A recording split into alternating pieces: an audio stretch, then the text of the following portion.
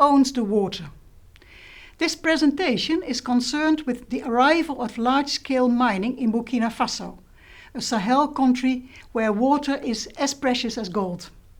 Burkina Faso is a drought-ridden country, but the area where the Russian mining company Bisa Gold was building a mine from 2011 onwards has one major asset, Lac Bam, the largest natural freshwater lake in Burkina, with an area of 25 square kilometers. Mines are large water users, and they have to provision themselves in a land and waterscape where more water users are present: farmers, gardeners, fishermen, livestock holders and artisanal gold miners. At the bottom of the scheme in the slide, with the actors with stakes in water, in blue, and in gold, in yellow, we added the governmental agencies which are tasked with regulating water access and distribution.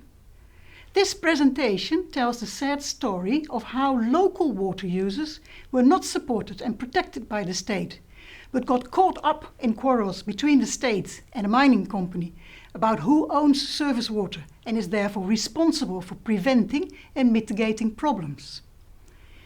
At the start of building the mine sent trucks to the lake to fetch water for construction purposes.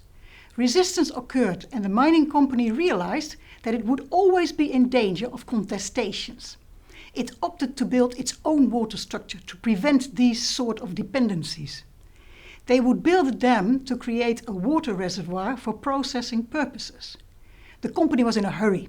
It needed to pour its first gold beginning of 2013 to live up to the promises they had made to shareholders.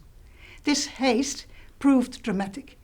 The company selected a part of the basin of the watershed that was very superficial. The water that would be blocked by the dam would spread out over a very large area, so far occupied by agricultural fields. But also, 90% of that shallow surface water would evaporate under Sahelian conditions. Nevertheless, construction of the dam to create Lac Thiben did go ahead, starting beginning of 2012, leading to 2,000 hectares of land loss, implicating 1,250 farmers.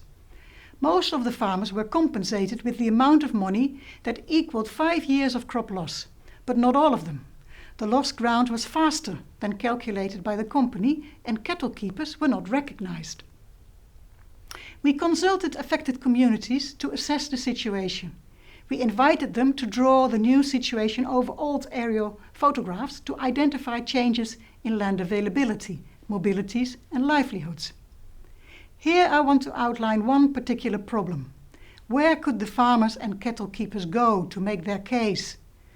The central question became who owns the water and is responsible for preventing and mitigating problems over access to water and loss of land. The state in Burkina owns all surface water, but the infrastructure for Lake Thiben was built by the mine. In 2014, the government water agency started charging the mining company for the use of its water. But the company refused to pay.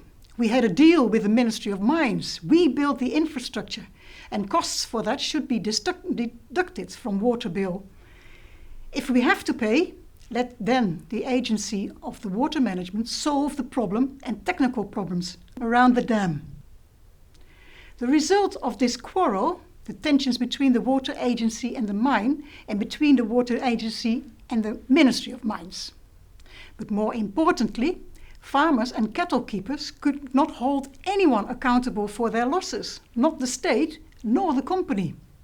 We tried to broker between local stakeholders and government officials, the préfet, and the mining company, the director.